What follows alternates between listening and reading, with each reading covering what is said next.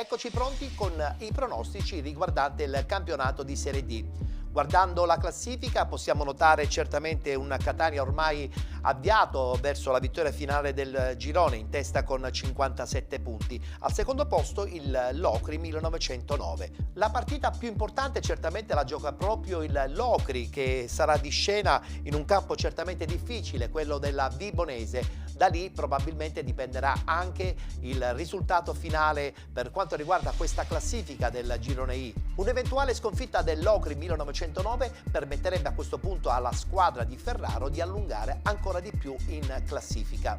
Altra partita importante da pronosticare con un'eventuale vittoria del Ragusa è proprio quella che la squadra di Settineri giocherà contro il Cittanova. Sarà fondamentale per cercare di risalire la china e cercare di agganciare il prima possibile la zona salvezza.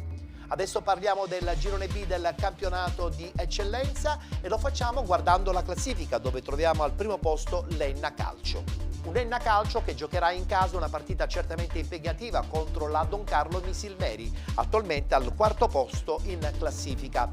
Altro big match importante del girone A del campionato di eccellenza è certamente lo scontro tra Akragas e Unitas Sciacca.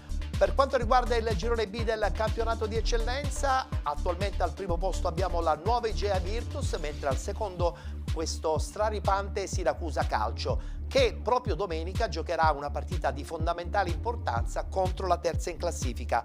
Andrà a far visita infatti alla città di Taormina. Un Siracusa che rincorre il primo posto per una eventuale promozione diretta nel campionato di Serie D. Vedremo cosa succederà, anche perché la nuova Igea Virtus sarà impegnata in casa in un'abbordabile partita contro il Città di Comiso.